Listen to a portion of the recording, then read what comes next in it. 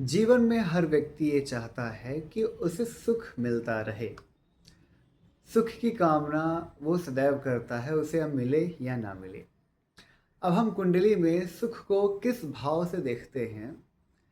सुख को हम चतुर्थ भाव से देखते हैं।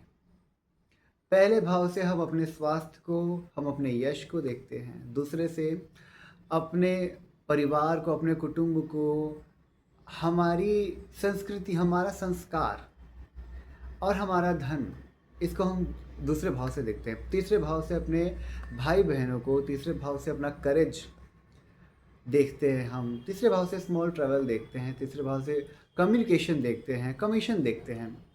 और चतुर्थ भाव से हम सुख देखते हैं, जिस सुख के पीछे पूरी दुनिया लगी रहती है और जिस सुख के पीछे हमेशा लोग कुछ ना कुछ रेमेडी करके सुख पाना चाहते हैं, वो सुख हम चतुर्थ भाव से देखते हैं। आपकी कुंडली का फोर्थ हाउस बताता है कि आप कितना सुखी रहेंगे, आपको सुख कहाँ से मिलेगा। चतुर्थ भाव सुख के अलावा माता का भाव होता है। माता का परिवार में माता का, घर का, हमारे घर का, हमारी माँ का, हमारे वाहन का, हमारे व्हीकल, हमारे बाइक, कार जो भी हों। उसके अलावा हमारे घर में हमारे मनस्थिति का, हमारी हमारे घर में हमारी मेंटल पीस कितनी है, हमारे घर का एनवायरनमेंट कैसा है, ये हम फोर्थ हाउस से देखते हैं। इसलिए फोर्थ हाउस बहुत ज़्यादा ही इम्पॉर्टेंट हो जाता है। आप देखेंगे फोर्थ हाउस के ठीक सामने टेंथ हाउस है, जो कि हमारा कर्म है। तो हमारे घर में हमारी मनस्थिति, हमारा मेंटल पीस सीधे सीधे हम किसको इन्फ्लुएंस कर रहा है? हमारे कर्म को इन्फ्लुएंस कर रहा है। इसलिए अगर आपके घर में मेंटल पीस अच्छा है, आपके घर में आपका फोर्थ हाउस अच्छा है, तो आपका टेंथ हाउस भी ऑटोमेटिक अच्छा होता जाएगा। अब हम बात करते हैं फोर्थ हाउस के सबसे इम्पोर्टेंट सिग्निफिकेंस को, जो है सुख। चूंकि फोर्थ हाउस सुख है और फिफ्थ हाउस आनंद है, इसमें अंतर है। सुख जो है वो आपको चीज़ों की प्राप्ति से मिलेगा, भौतिक चीज़ों की प्राप्ति से आपको सुख मिलेगा, जो कि क्षणिक रहेगा। पर आनंद पांचवा घर है।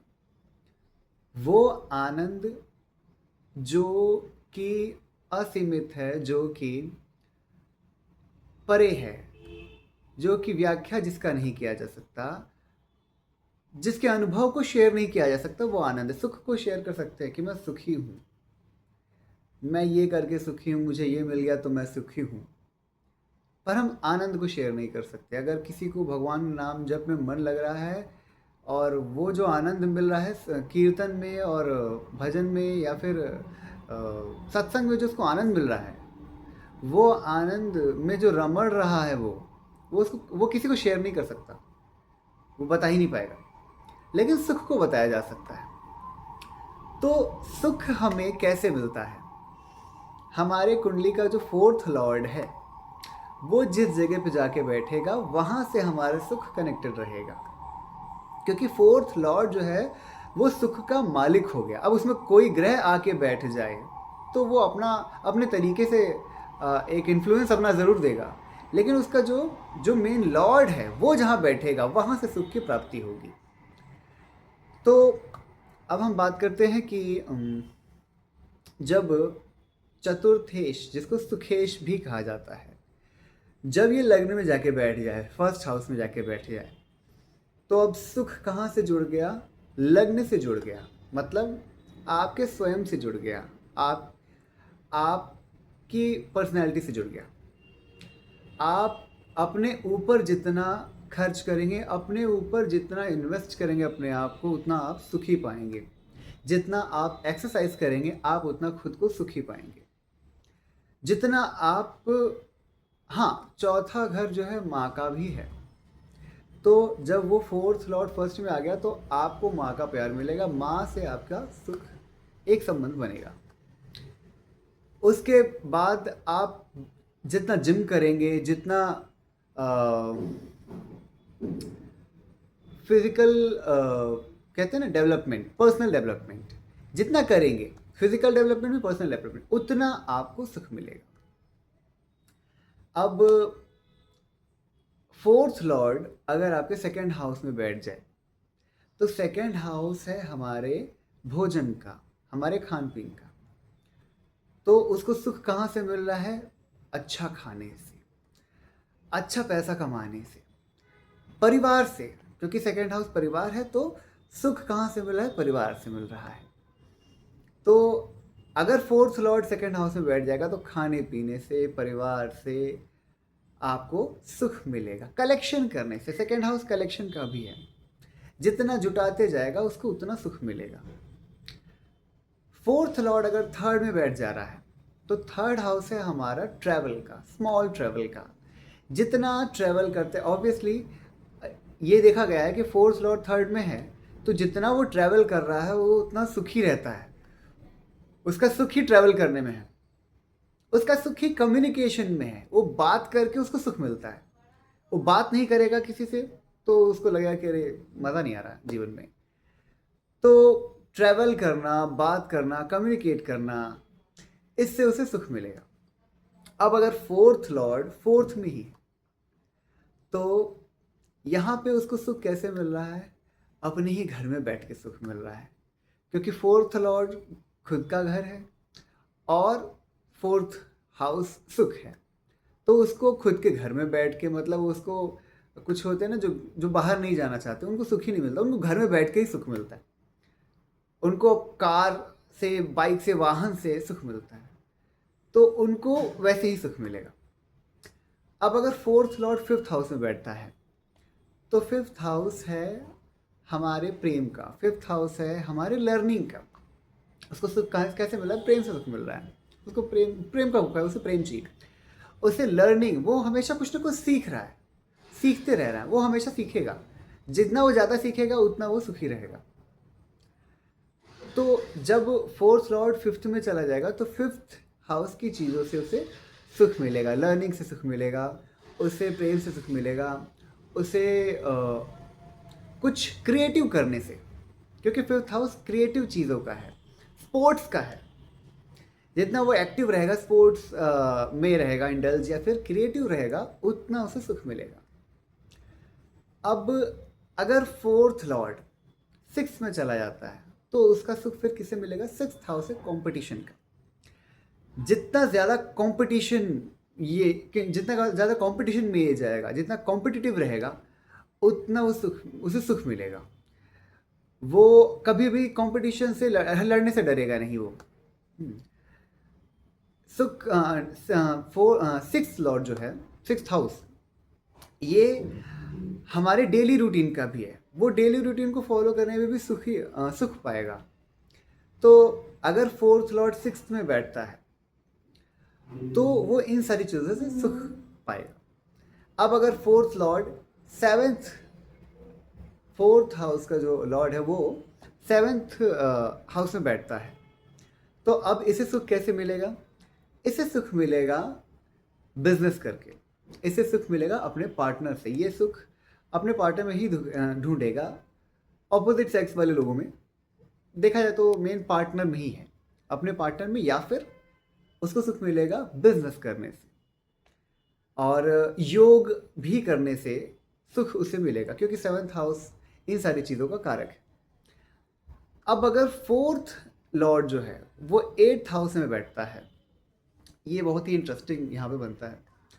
अगर फोर्थ लॉर्ड एट्थ हाउस में बैठ रहा है, तो अब उसे सुख कैसे मिलेगा? उसे सुख मिलेगा कुछ रिसर्च करने से। ये हमेशा वो सारी चीज़ें ढूंढेगा, इसको वो सारी चीज़ें ढूंढने में मज़ा आएगा, सुख मिलेगा, जो आँखों से नहीं देखी जा सकती, जो रहस्यमय चीज़ें हैं, रिसर्च वाली चीज़ों में उसे बहुत मज़ा आएगा, ढूंढने में बहुत मज़ा आएगा। तो इन सब चीज़ों में वो सुख पाएगा।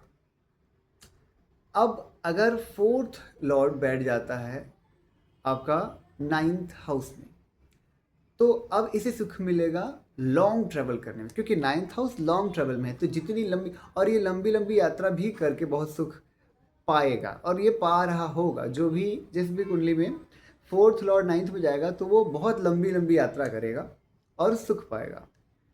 उसको सुख मिलेगा हायर एजुकेशन लेने में, उसको सुख मिलेगा गुरु वाणी सुनने में।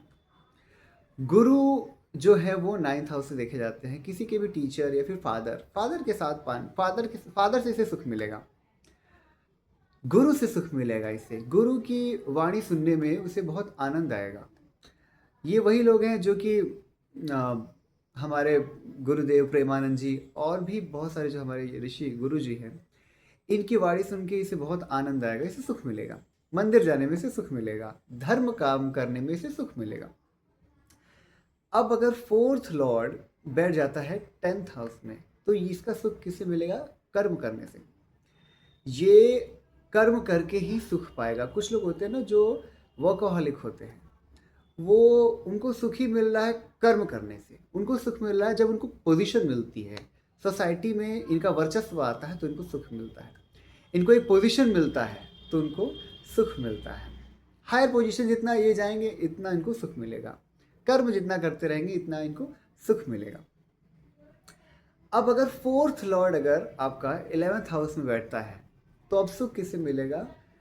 आपके प्रॉफिट से। जितना आपको ये ऐसे लोग होंगे जो हमेशा प्रॉफिट ही चाहेंगे कि हाँ भाई प्रॉफिट होता रहे, और इनको प्रॉफिट होता भी रहेगा और प्रॉफिट होके इनको सुख भी मिलेगा। इनको सुख मिलेगा परिवार के किसी से नहीं, इनको सुख मिलेगा अपने दोस्तों से। इनसे पूछे कि भाई सबसे ज़्यादा सुखी कब रहते हैं, तो ये नहीं बोलेंगे कि भाई फैमिली में से कोई है या नहीं। सबसे ज़्यादा सुखी होंगे वो अपने दोस्तों से मिलकर, क्योंकि 11th हाउस से हम दोस्तों को देखा करते हैं, हम सोसाइटी को देखा करते हैं, एनजीओ को देखा करते हैं, हम प्रॉफिट्स को, गेन्स को देखा करते हैं। तो ये जब अपने दोस्तों के साथ रहेंगे तो ये सबसे सुखी रहेंगे। अब अगर 4th लॉर्ड बैठ जाता है 12th हाउस से, तो यहाँ पे भी एक बहुत इंटरेस्टिंग बात बनती है कि इनको सुख मिलेगा जब ये सोएंगे तब, क्योंकि 12th हाउस जो है वो नींद का है। तो इनको सोने में बहुत सुख मिलेगा। इनको और किसी काम में सुख नहीं मिलेगा, ना काम में मिलेगा, ना खाने में, ना घूमने फिरने में। इनको सुख मिलेगा सोने में। इनको सुख मिलेगा खर्च करने में, पैसे उड़ाने में बहुत सुख मिलेगा इन्हें।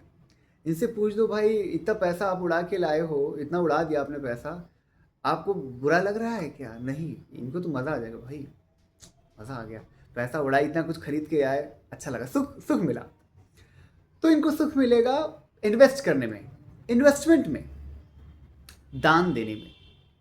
ये दान देने में कभी पीछे नहीं हटेंगे। इनको दान देने में सुख मिलेगा, इन्वेस्टमेंट करने में सुख मिलेगा। ये कहीं ना कहीं इन्वेस्टमेंट करते रहेंगे और इनको सुख भी मिलता रहेगा। सोने में इनको बहुत सुख मिलेगा। तो अब हमें देखना है कि अगर हम अपने सुख को मिस कर रहे हैं तो हम अपनी कुंडली को देखें, 4th लॉर्ड कहाँ जाके बैठा है वहाँ देखें। उन सारे चीज़ों से, वहाँ के सिग्निफिकेंस से हमें सुख मिलेगा। अब वो ग्रह कौन सा है, 4th लॉर्ड कैसा है, उस तरीके से आपको सुख देगा। अब ये भी चीज़ हमें देखना जरूरी है कि 4th लॉर्ड बन कौन रहा है, 4th हाउस में भी कौन कौन से ग्रह बैठे हैं। अगर 4th हाउस में अगर ग्रह शुभ ग्रह बैठे हैं तो आपको सुख बहुत आसानी से मिल जाएगा। और अगर आपके 4th हाउस में मेलेफिक प्लैनेट्स बैठे हैं तो वो फिर बहुत मेहनत के बाद आपको सुख देगा। तो इसलिए हम अपने सुख को ढूंढने के लिए 4th हाउस को देखें, अपने 4th लॉर्ड को स्ट्रॉन्ग करें, क्योंकि 4th हाउस और 4th लॉर्ड दोनों ही बहुत शुभ ग्रह होते हैं, शुभ रिजल्ट्स ही देते हैं। चाहे वो कोई भी ग्रह हो, 4th लॉर्ड जो है वो शुभ रिजल्ट्स ही देगा। मेलेफिक है तब भी वो शुभ रिजल्ट्स देगा। इसलिए और अगर ये 4th लॉर्ड किसी त्रिकोण में जाके बैठ जाता है, या तो 1st में, या तो 5th में, या फिर 9th में, तब तो ये बहुत ही शुभ है। क्योंकि आपका विष्णु स्थान का जो प्लैनेट है वो कहाँ चला गया? वो लक्ष्मी स्थान में चला गया। इसलिए हमें अपने 4th लॉर्ड को स्ट्रॉन्ग करके रखना चाहिए, और इसको स्ट्रॉन्ग करने से आपको पॉजिटिव रिजल्ट्स ही मिलेंगे। 3rd हाउस को अगर आप स्ट्रॉन्ग करते हैं तो आपको दिक्कत होगा, क्योंकि थर्ड हाउस का जो लॉर्ड है वो आपको अशुभ रिजल्ट्स देता है। अब ये ज़रूर देखना है कि वो कंजंक्ट किसके साथ है। अगर वो फिफ्थ या नाइन्थ लॉर्ड के साथ कंजंक्ट है तब तो पॉजिटिव रिजल्ट्स देगा, अन्यथा वो अशुभ रिजल्ट्स देगा।